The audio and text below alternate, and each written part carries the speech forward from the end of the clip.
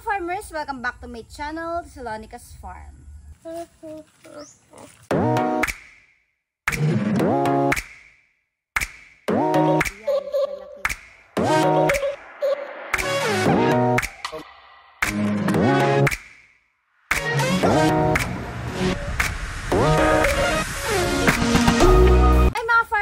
For today's video, so ayan, bumisita ako dito sa farm natin sa Bohol. Ayan, kasi ano, ayan, papakita ko sa inyo medyo, kasi nga alam nyo naman, saan ba magsisimula. So dahil alam nyo naman na nakatutok tayo ngayon sa bagong ginagawa nating game farm sa Maragondon sa Cavite. So lagi ako nandoon, doon tayo nag-vlog. So medyo napabayaan ng konti yung Bohol ko na farm kasi nga nilipat yung mga manok, then yung mga baboy inilipat din sa bukid. So sa ngayon pinaalaga ko muna yung baboy sa mga kilala natin, sa mga relatives para maalagaan muna. So yun, ngayon bumisita ako dito at syempre yan, pag tiningnan mo dito tayo nagsimula ng mag-vlog. So yan, medyo napabayaan, maraming damo, hindi nalilinisan. Ayan, so papakita ko sa inyo yung area natin dito sa farm ko na, pero ito naman ay madaling malinis if ever palilinis natin. So, pero papakita ko lang sa inyo na halos 1 month mahigit ako nawala kami dito. Ayan, medyo nakita ninyo yung malaki agad yung pinagbago compared na nandito kami. Ayan, so una, ayan, ito yung dati nating babuyan dito na pinagawa kong koral at mali rin din to kasi medyo maluwag yung paggawa ng by cubicle. Kasi marami lang nag-comment dito na, ma'am, medyo malaki po yung yung inyo pong koral.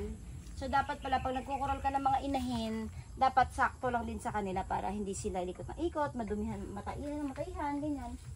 So medyo nagkamali ako ng sizing natin dito sa ating koral. Pero ayan, tinanggal na yung mga bubong dito na yero kasi binakod. So makita ninyo, yan, wala na kasi ngayon muna ditong laman kaya hindi nalilinisan. So yan, nakakalungkot. Mahirap talaga po kapag yung sa isang negosyo is wala yung may-ari talaga. Kasi napapabayaan talaga. Yun ang number 1 talaga may problema. So pati tubigan natin, tingnan niyo po nangyari sa tubigan.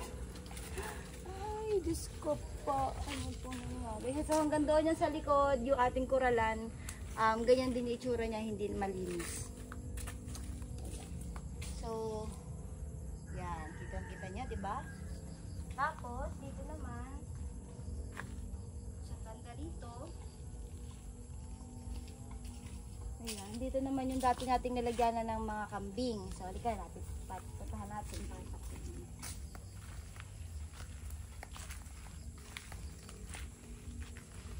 Ayan, so mas maano to, grabe yung damo. So ito dati yung lalagyan ng mga Anglo-Nubian natin dati. Kasi ayan yung dating pakainan nila. So nakita na niyo yung damo, halos kalahati na ng tao yung taas. Hindi na rin nahahagbas or nalilinisan ng damo.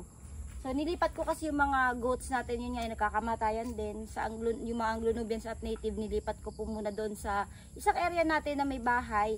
So meron kasi ako doon on hand na nagbabantay. Pero syempre yun nga, pero yung mga comments nyo and mga suggestions nyo po na ating nabasa sa comment section, yun sinusunod ko po yung mga injection, vitamins, hindi po papalabasin sa umaga dahil basa pa po ang damo. So lahat po yan ay ina-apply natin ngayon sa mga kambing para po makitingnan natin if ever may magiging pagbabago po sa kanila. So baka may magtanong, ma'am, bakit ganyan, parang wala na pong laman yung farm nyo dyan dito. So kasi nga po, sinabi ko sa inyo, yung Maragondon is ginawa kong game farm. So karamihan din po kasi na nandito manok. So kaya itin-transfer ko po doon yung mga manok. Kaya wala nang natira dito, dating may baboy, pero yung mga baboy po kasi pinire-range ko na sa bukid nung nakaraan. Kaya nawala rin po talaga yung livestock natin dito, tsaka yung mga kambing nilipat ko. Ayan. So may nagbabantay dito noon, naglilinis, kaso ayan, dinatnan ko ang ganito, hindi rin malinis yung farm. So yan yung sa ating kambing. Ayan. So dito naman banda, dito yung bodega natin ng mga feeds. So itong ating farm na ito, madali lang to kasi yung mga saging dito malalaki na bunga. Halika tingnan natin. Gumanda na yung bunga ng mga saging natin dito kumpara nung nakaraan. Kasi naabonohan to. So,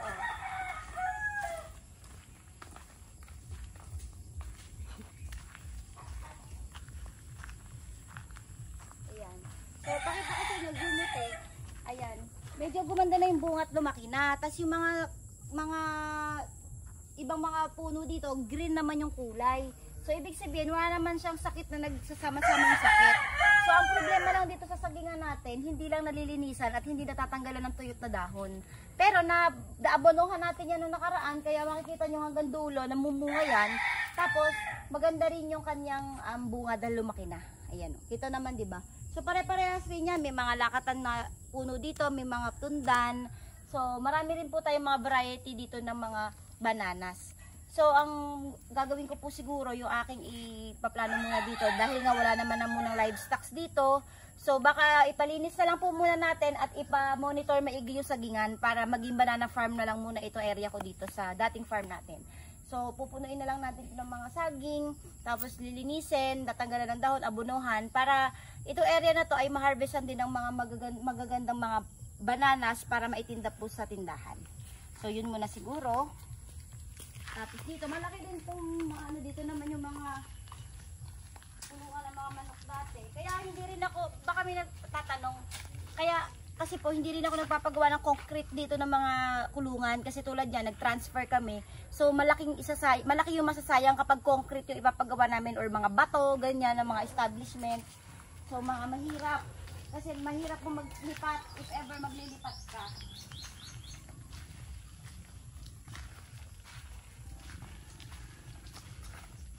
Ito yung mga tanim natin dati na mga maliliit na coconut, dwarf coconut. So, yan, namumunga na. Meron na ako doon iniinom kanina na buko, nakakuha na tayo ng bunga. So, ayun pa yung isa, mga nagbubunga na itong mga dwarfs. Ayan, ayun pa yung iba. Ayan, marami rin tayong dwarf coconut dito. Tapos, pakita ko sa inyo yung ito. Marami pa rin dito mga nakaabang na mga pantanim din ng mga nyog. So yan, baka pag nalinis to area natin lahat na ito, yan, pwede natin itanim yan paunti-unti para magkasigla ulit yung farm dito. Tapos, ayan po yung taga-linis ko dito na hindi naglilinis po. Ayan. Tapos, ayan mga, marami na rin bunga oh. Ayan, so ito yung mga dating kulungan ng mga manok. Ayan, so wala naman po sayang yan kasi wala naman itong problema. Pwede naman tanggalin yan kasi kahoy lang naman yan eh. So pag nilinis, tanggalin na lang. So tapos magtanim ng mga saging tsaka mga nyog. So walang problema yan kasi yung mga manok hindi naman po nagkamatayan. Yung mga manok po inilipat natin sa kabilang farm sa Maragondon, Cavite. Kasi doon nga po tayo tututok ng mga manok tsaka ibang livestock. So gagawin po natin talaga, tingin ko doon sa area na yon, maglalagay ako ng mga sari-sariling area ng mga babuyan, kambing, baka. Kasi 6 hectares din yung lupa natin doon sa Maragondon, Cavite. So para once na may bumisitang ka-subscribers, syempre maganda yung itsura. Andyan yung manukan, malinis, andun naman yung mga babuyan, andun naman yung mga goats. So para hindi siya halo-halo at iisang area lang lahat ng mga paglalagyan natin, mga alaga natin. So kita ninyo, ayan o, sobrang hukal. So hindi naman sa ano, pero yun nga, ang alam ko i-comment nyo, ma'am, napabayaan po kasi wala po kayo. Yun po talaga yung dahilan dito, kaya ganito yung naging itsura na naman ng ating farm after 1 month lang. So ayan, may mga manok pa dito, oh, yan, bantam, ayan, may mga bantam pa dito na natira. Pakita mo ito. Yung mga pandak na manok. Ayan, oh, yan, mga bantam, maliliit. Yan. So yan, may mga nagbabantay din naman po dito sa ating mga natira pang mga manok dito.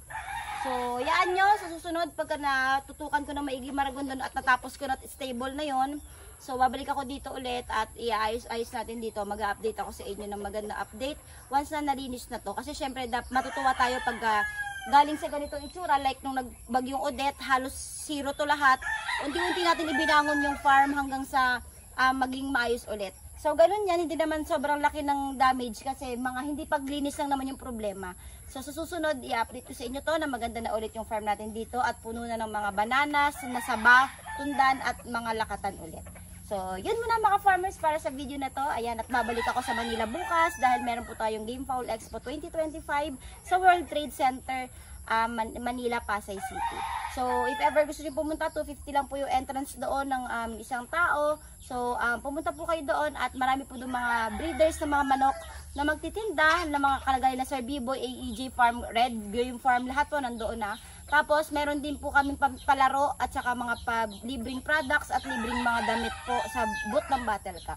So if gusto niyo pong sumama at pumunta, so kita-kita po tayo dyan sa January 17, 18 and 19 po. So yun mga farmers, kung nagustuhan niyo ng video na to, please like and subscribe sa aking YouTube channel at i-click na rin yung notification bell para lagi kayo updated sa lahat ng videos na upload ko dito sa aking YouTube channel. And mga farmers, thank you for watching and happy farming!